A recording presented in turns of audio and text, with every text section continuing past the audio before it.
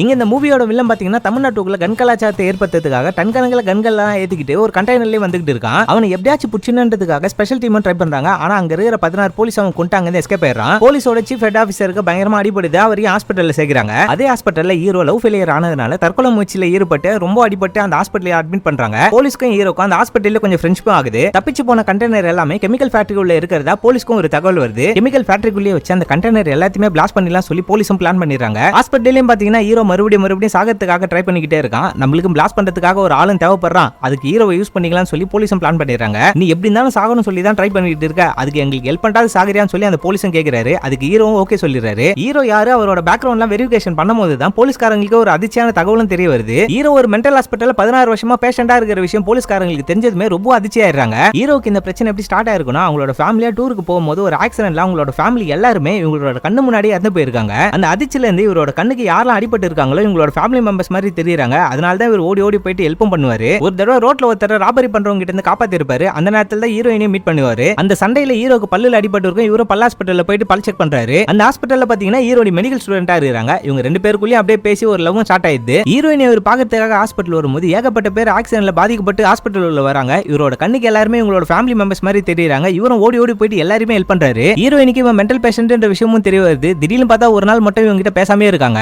திடீர்னு பார்த்தா இந்த பொண்ணை ஹீரோவை பார்க்கறதுக்காக வராங்க. நார்மலாவும் பேசுறாங்க. உன்னை பத்தின எல்லா விஷயமும் எனக்கு தெரியும், நான் உன்னை போக மாட்டேன்னு சொல்லி ஒரு வாக்குறுதியும் கொடுக்குறாங்க. ஹீரோ இந்த பொண்ணை லவ் பண்ண ஆரம்பிச்சதுக்கு அப்புறம் அவருக்கு டிலிஷன் ஆகிற ப்ராப்ளமும் ஸ்டாப் ஆயிடுது. இந்த விஷயத்தை இந்த பொண்ணு நோட் பண்ணி டாக்டர் கிட்ட போய் கேட்டா அவர் நார்மல் ஆயிட்டாருமா, உன்னதாமா அவர் ஃபேமிலி மெம்பரா நினைக்கிறாரு, உனக்கு எத்தனை ஆபத்து ஏற்பட்டா மட்டும்தான் அவர் ஹெல்ப்பே பண்ணுவாரு, வேற யாருக்கு அடிபட்டாலுமே மத்த மக்கள் மாதிரி அவரும் வேடிக்கைதமா பாப்பாருன்னு சொல்லிடுறாரு. இந்த பொண்ணுக்கு இவர் இந்த மாதிரி சேஞ்ச் ஆன விஷயம் சுத்தமா பிடிக்கவே இல்ல. நான் இல்லைன்னா நீ எல்லாருக்குமே ஹெல்ப் தானே பண்ணுவேன், நான் உன்னோட வாழ்க்கையை விட்டு போயிருன்னு சொல்லி ஒரு வாய்ஸ் நோட்டையும் போட்டு நீ என்ன தேடாருன்னு சொல்லிட்டு வேற ஒரு ஊருக்கும் இவங்க போயிடுறாங்க. இந்த சம்பவத்தினால தான் இவர் தற்கொலை பண்ணிக்கலாம் சொல்லி ஒரு முடிவுக்கு வந்திருப்பாரு. அதனால தான் இவர் போலீஸ் கிட்டே மாட்டிருப்பாரு. இந்த போலீஸும் பாத்தீங்கன்னா அந்த கம்பெனியை மொத்தமா பிளாஸ்ட் பண்றதுக்காக இவரையும் உள்ள அனுப்பிச்சு விட்டுறாங்க. போலீஸ் கிட்ட போன் பண்ணி மெயினான வில்லன் என்கிட்ட மாட்டினா சார் சொன்னா அவனை உடனே சுட்டுன்னு சொல்லி சொல்றாங்க. நான் யாரையுமே கொல்ல மாட்டேன் சார்னு இவரும் சொல்றாரு. அதே சமயத்திலே வில்லனோட ஃப்ரெண்டும் போன் பண்றான். இவங்க 3 பேருக்குமே கான்ஃபரன்ஸ் போட்டு விட்டுறாரு. போலீஸ்காரங்களும் நான் சொன்னாதானே கேட்க மாட்டேன், உன் லவ் சொன்னா கேட்பலடா, உன்னோட லவ் திருப்பி வந்துட்டாங்கடா, அவகிட்டே பேசுறான்னு சொல்லி போனையும் கொடுக்குறாங்க. டேய் போலீஸ் சொல்ற வேலையை நீ ஒழுங்கா முடிச்சு இந்த இடத்துக்கு வாடான்னு சொல்லி அந்த பொண்ணு சொல்லிடுறாங்க. ஆனா போன் கால்லே இருக்க இன்னொரு வில்லன் என் ஃப்ரெண்டை நீ துட்டினா அந்த பொண்ணை நான் கொன்றுண்டான்னு சொல்லி மிரட்டுறாரு. இவன் இப்படி சொன்னதுமே இவர் பயங்கரமா டென்ஷன் ஆயிட்டு பட்டு அவனை சுட்டு முடிஞ்ச லவ்வரை தொட்டு பாறான்னு சொல்லிட்டு இவரு அங்க இருந்து கிளம்பிடுறாரு.